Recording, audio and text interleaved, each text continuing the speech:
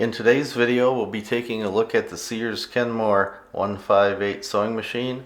What we'll be doing today is working on this upper tension assembly. I'm going to show you how it works, how to take it apart, and how to put it back together. So let's get started. In the front view here, you can see the upper tension assembly.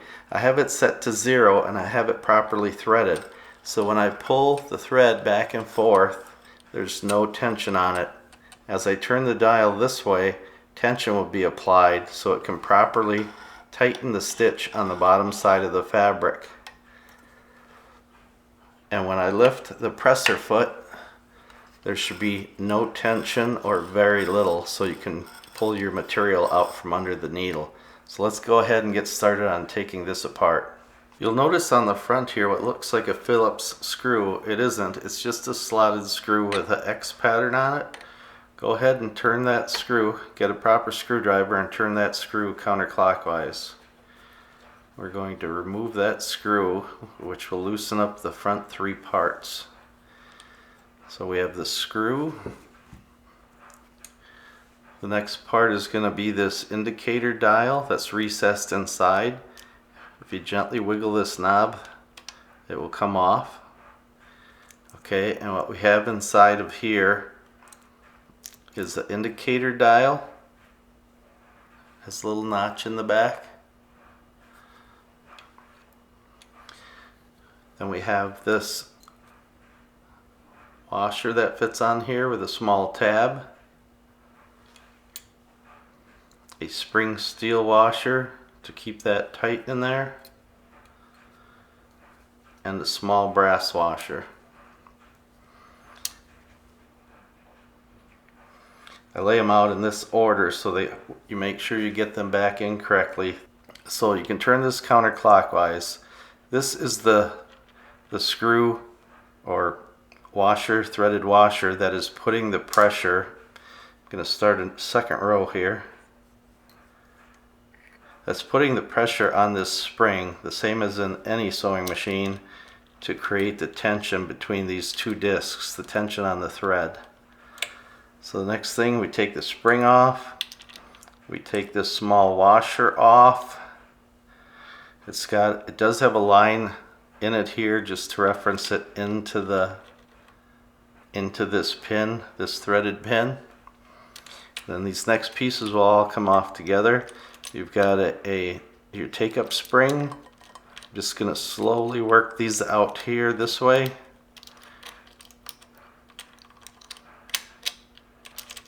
I'm going to get that spring off that threaded, and there we go. Be very gentle with this, you don't want to bend that spring. This piece will remain here because it's held in by the rest of the assembly. And what we have here now that I just pulled off are 4 pieces. You've got your back piece. This is considered a thread guide. This is just a reference pin that goes into the slot right here. Running out of room. Then you've got your 2 discs, your tension discs, and then this is the take-up spring catch mechanism. Okay, so we're going to make sure these are clean. These have to be, maybe, these are older machines. Somebody may have taken this apart and didn't pay attention and put them back in the wrong way, which would be like this. You want to make sure that these are clean, that there's not excessive wear. These are designed to rotate on this stem, so they shouldn't get any wear lines from the thread in any one specific area, because they can move around on there. If you've taken this upper assembly apart and you can't quite figure out how to put it back together, but you have all your pieces, take a quick look at what I have here, lay them out like this, and you can follow along to see how to put this back together. So I'm going to make sure your spring is still in here like this, and I'm going to take this is the thread guide and retaining tab right here that will line that up. I'm going to take my 2 discs, I'm going to put one like this, like so. Take the other one, put it the opposite way like this. That creates this small groove for the thread to sit in. And the next piece I'm going to take is just the check spring retaining clip here. Then I'm going to go ahead and gently pull out the check spring and start sliding these on. It might be a little fiddly, and you want to gently slide these in, holding the check spring out of the way. Kind of let everything get back there, and then very carefully bring this back over this threaded shaft right here. Okay, so that now I can just take this. I'm going to put one more part on. And that's this small washer with these little knobs on it.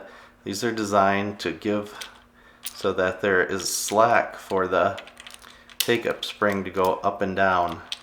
Okay, so I'm going to put that on, and I'm just going to hold that. I'm going to put my presser foot in the down position, so let me push this back. And I'm going to just check the spring to make sure it can move freely. It's not hitting either of these knobs here because they're in the wrong way. Okay, that all looks good. The next part we're going to put on is this tension spring, just like that, and then we're going to take this notched washer, put this small concave part towards the machine. It'll be pretty obvious because the spring kind of sits on there in between that, and with the presser foot down, I want to turn this just to the point where everything is snug, about right there.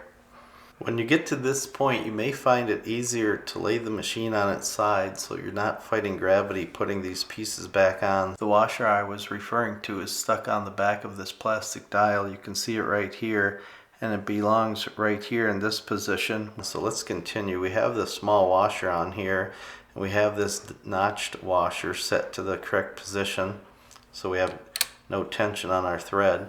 Now we need to line up that little tab back there with one of the slots in the washer. And then before going any further, turn the indicator dial to the right and just try to wiggle the tension disc with your finger. If they don't wiggle any longer, you know that you've got it in there properly. Now we can continue by placing on the brass washer, then our tension washer. The next piece will be this small tab right here. You have to drop that in and make sure it's to the left.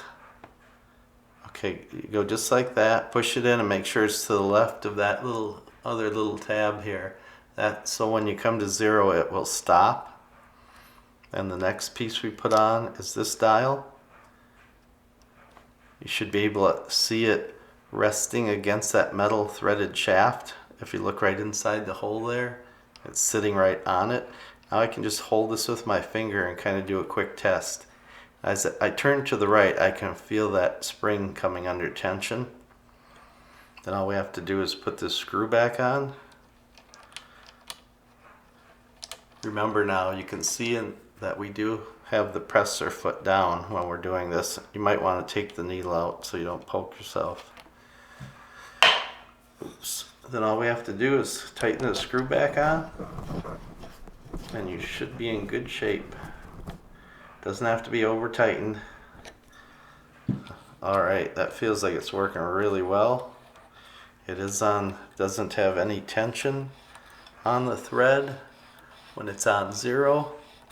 If I put it to 3, I can feel some tension, and if I lift the presser foot, I can tell that it's releasing properly. So as always, I hope that was helpful. Thanks for watching the videos. See you in the next one. See ya.